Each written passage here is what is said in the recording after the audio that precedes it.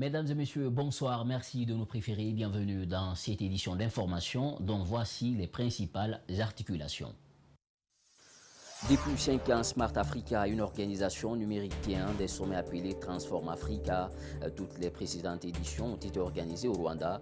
La Guinée a l'honneur d'accueillir la 6e édition en avril 2020. L'annonce a été faite ce vendredi par le Premier ministre Kassory Fofana au cours d'un point de presse. L'UFDG a tenu son assemblée générale hebdomadaire ce samedi. 3 principaux sujets ont été évoqués au siège du parti à la minière. Il s'agit de retard accusé dans la restitution des corps de jeunes tueurs lors des manifestations du mois dernier, leur inhumation et le report de la marche du FNDC au jeudi prochain. Par contre, au siège de RPG, notre équipe de reportage a été empêchée de travailler. C'est tout pour les titres. Le développement, c'est dans un court instant. Pour une fois encore, bonsoir, merci de nous préférer. Bienvenue dans cette édition d'information. Pour commencer, depuis 5 ans, Smart Africa, une organisation numérique, tient des sommets appelés Transform Africa. Toutes les précédentes éditions ont été organisées au Rwanda. La Guinée a l'honneur d'accueillir la 6e édition en avril 2020. L'annonce a été faite ce vendredi par le Premier ministre Dr Ibrahima Kassory Fofana au cours d'une conférence de presse à Conakry. Mamadou Kalisso, Aloussine Camara était de la partie regardée. Smart Africa est une organisation numérique panafricaine basée à Kigali au Rwanda. Sa vision, c'est de transformer l'Afrique en un marché numérique unique d'ici à 2030. La 6e édition aura lieu en Guinée au mois d'avril 2020. Au cours de ce sommet, il sera question de la révolution numérique du continent noir. Donc pour que l'Afrique soit mieux préparée dans la gestion des ressources de l'information, il faut que l'Afrique soit transformée. Transformée, c'est-à-dire tout ce que nous faisons aujourd'hui de la manière conventionnelle. Aujourd'hui, le citoyen, le citoyen est au centre des choses, soit le citoyen a un service public, soit il a un service privé. Aujourd'hui, conventionnellement, si vous voulez un service public, vous allez au ministère pour faire le service public. Mais quand le continent sera transformé, vous pouvez le faire, soit vous appelez, vous le faire, soit vous le faire sur l'Internet, soit vous marchez pour aller là-bas, mais tout est informatisé. Organiser un tel événement qui va accueillir plus de 4000 personnes est un défi pour la Guinée. Ce défi, le chef du gouvernement compte le relever. Il exprime ensuite ses attentes en faveur de la jeunesse africaine. L'édition de 2020 que nous avons le privilège d'abriter doit davantage répondre aux attentes de tous les acteurs impliqués dans la transformation numérique du continent.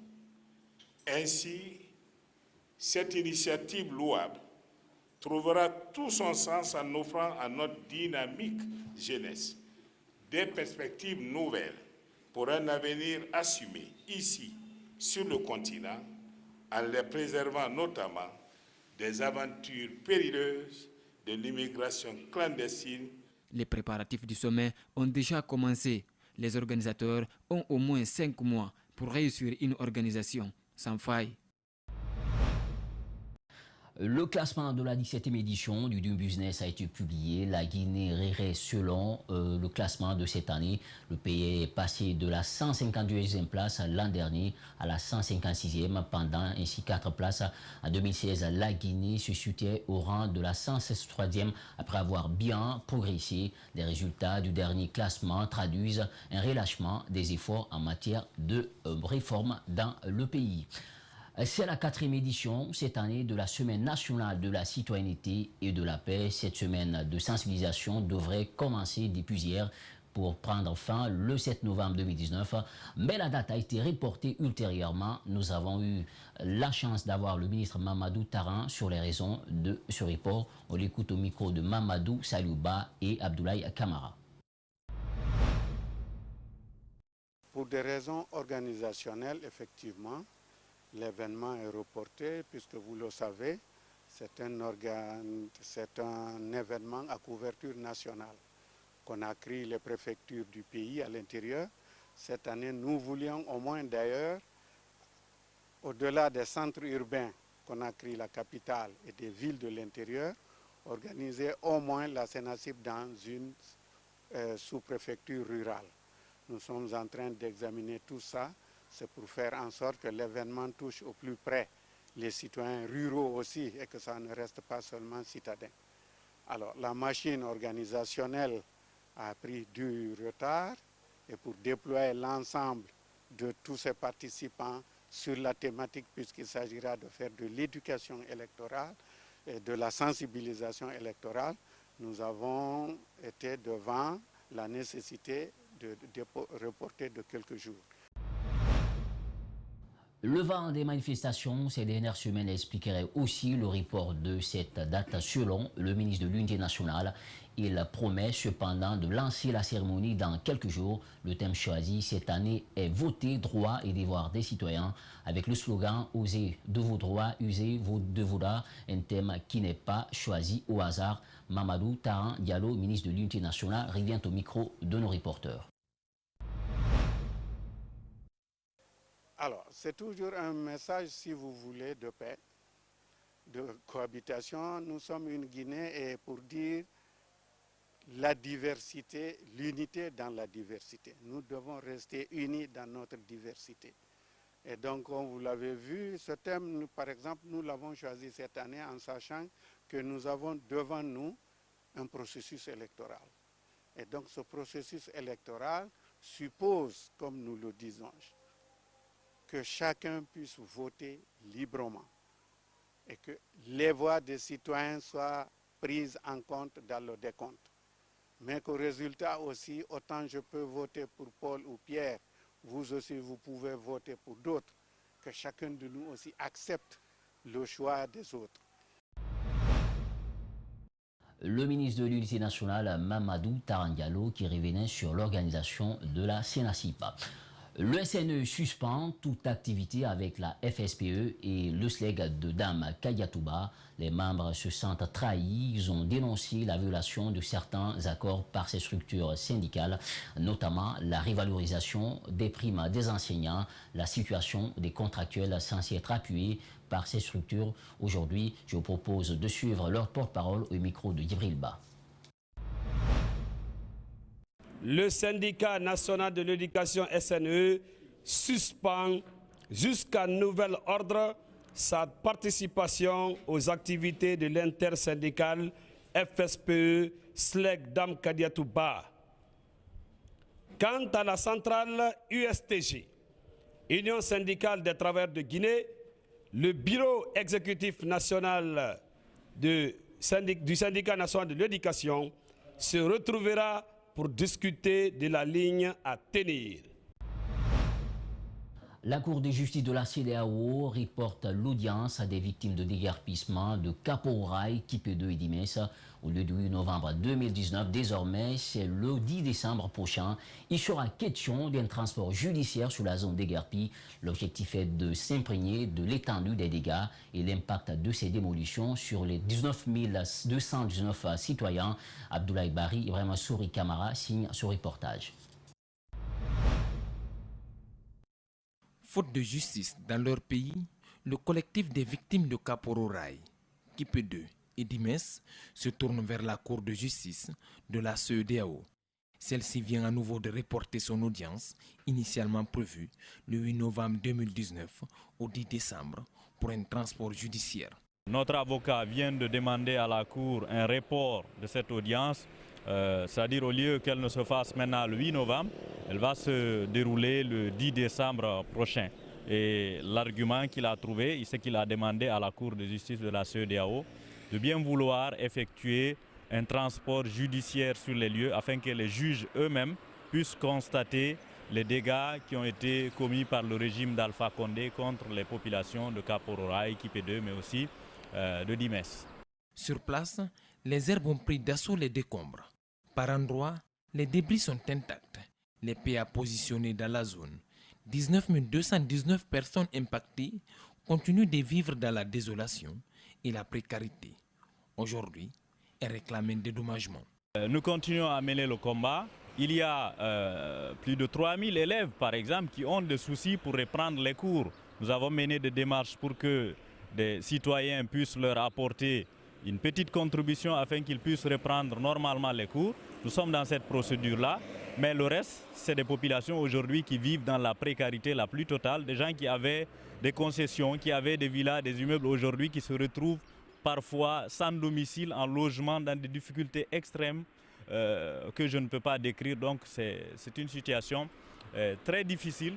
Les déguerpis de Kipe 2 estiment que leur zone d'habitation n'était pas une réserve de l'État. Ils sont en procès avec l'État guinéen, ici, à Conakry.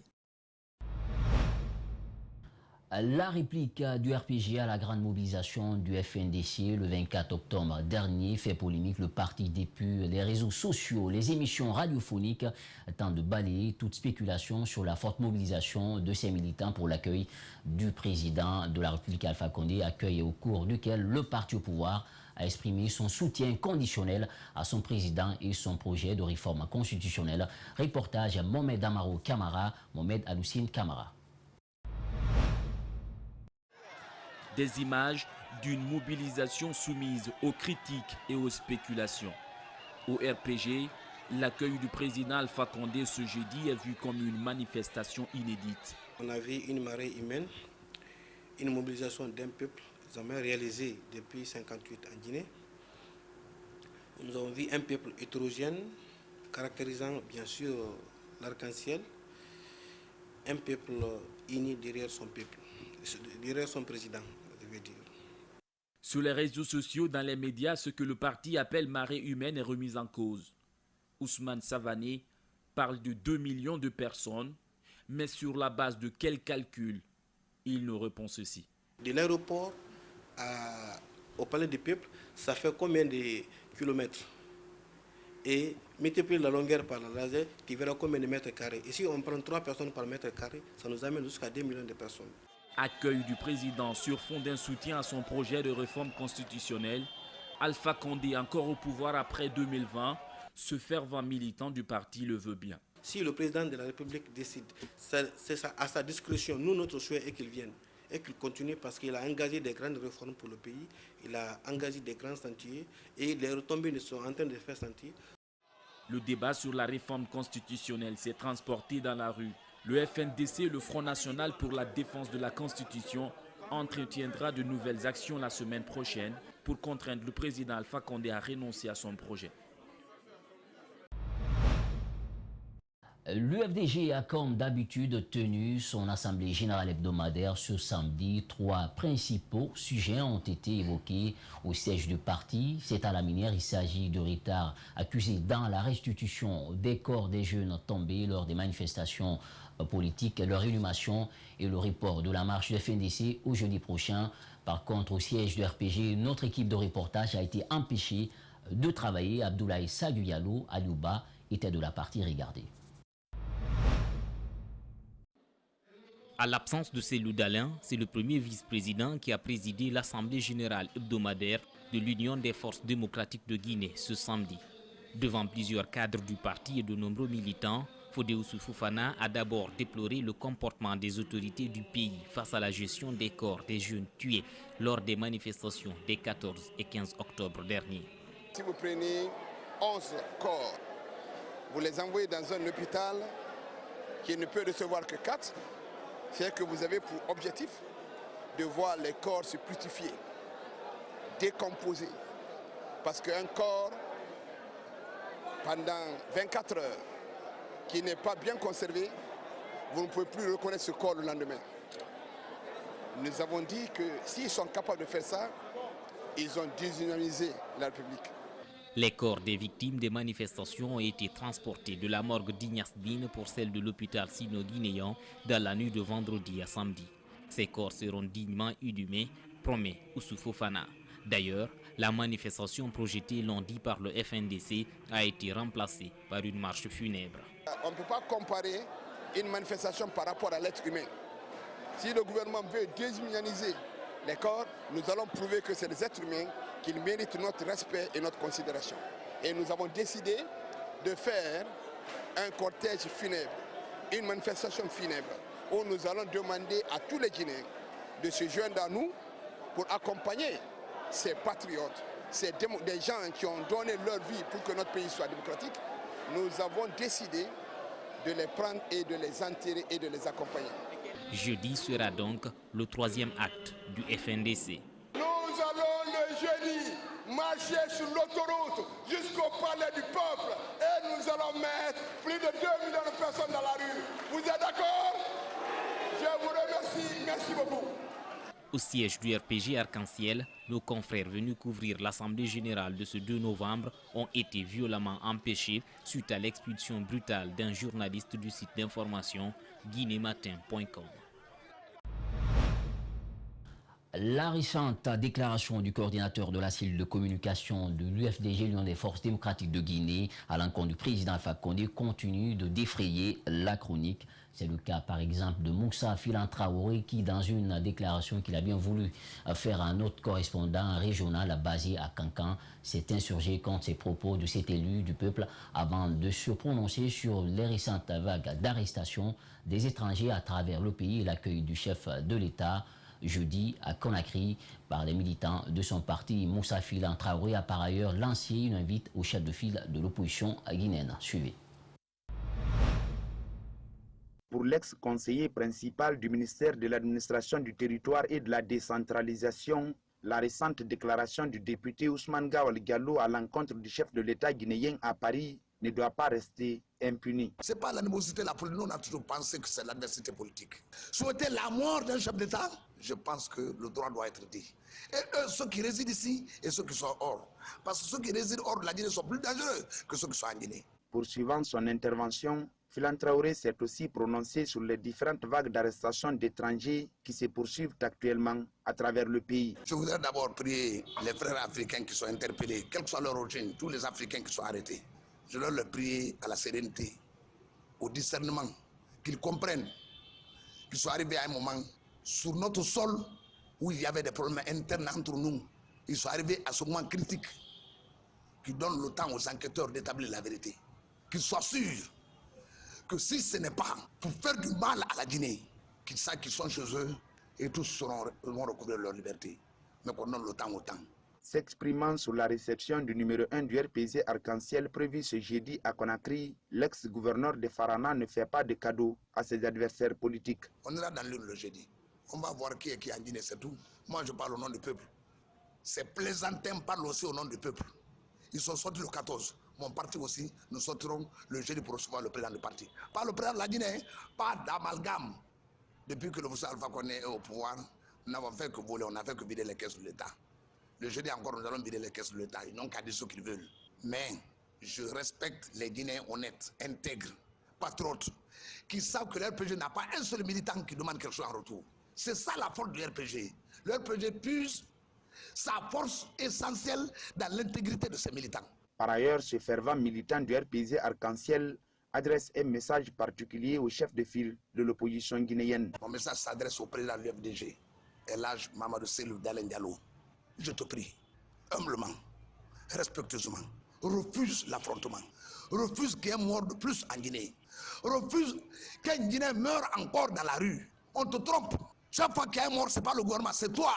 Le Sénégal a donné la preuve. Ouad a fait sa constitution. Il y a 7 morts. L'opposition s'est retrouvée. Ils ont dit oui, on assume. Les 7 morts, c'est nous, ce n'est pas le gouvernement. On ne va plus jamais appeler quelqu'un dans la rue. Mais le jour de l'élection, on va prouver à Ouad qu'on ne veut plus de lui. L'élection a été faite, organisée par le ministre que Ouad a nommé. Le peuple sénégalais s'est prononcé en déboutant Ouad dès le premier tour. C'est ça la démocratie. Pourquoi en Guinée, on refuse qu'on aille voter? Vous voulez, vous ne voulez pas. Le référendum est irréversible. Sur le plan international, il y a un an, l'incendie le plus meurtrier de l'histoire de la Californie dévastait la ville de Paradise, nichée dans la forêt du nord de la Californie. 86 morts, des milliers de déplacés, des dizaines de milliers de personnes et de maisons surtout brûlées. Une ville rayée de la carte à 90%. Aujourd'hui, 4000 habitants sont revenus avec la ferme intention de reconstruire. Reportage Paradise, un an après l'incendie le plus meurtrier de l'histoire de la Californie. C'est avec nos confrères de l'AFP. Quelques coups de pelle, le début d'un chantier colossal. Kevin et son fils Levi, 8 ans, reconstruisent eux-mêmes leur maison à Paradise, détruite il y a un an par les flammes du campfire. On voit que tout le quartier est tout noir, il y a beaucoup de fumée. Là, on voit mon vieux pick-up et c'est tout ce qui restait après l'incendie. La propriété de Kevin a été nettoyée des débris de l'incendie grâce aux aides d'urgence et aux assurances. Depuis, ce géomètre a décidé de rester à Paradise et se voit déjà dans sa future maison. Levi et moi avons nous-mêmes dessiné la maison. Mon objectif, c'est d'y fêter Noël l'année prochaine. Le matin de Noël, dans notre maison.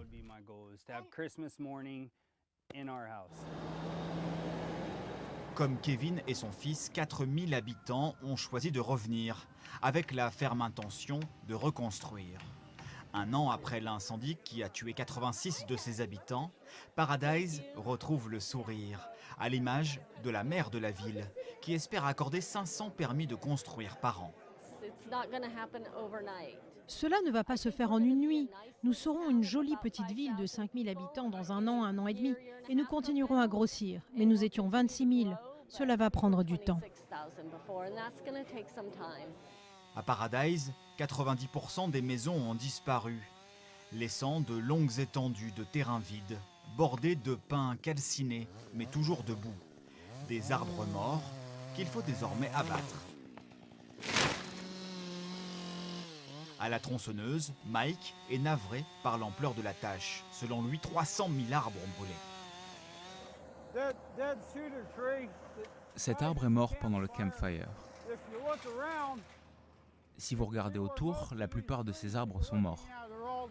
Dans certains endroits, 100% des arbres ont brûlé. D'après les experts, il faudra 10 ans pour reconstruire les maisons, les infrastructures, pour finir de déblayer. 10 ans pour que Paradise renaisse de ses cendres et efface les traces de l'incendie du 8 novembre 2018. Voilà, c'est la fin de cette édition d'information. Merci à toutes et à tous de l'attention. Portez-vous bien où que vous soyez. Surtout, restez avec Espace TV, car le meilleur reste à venir. Au revoir et bonne soirée.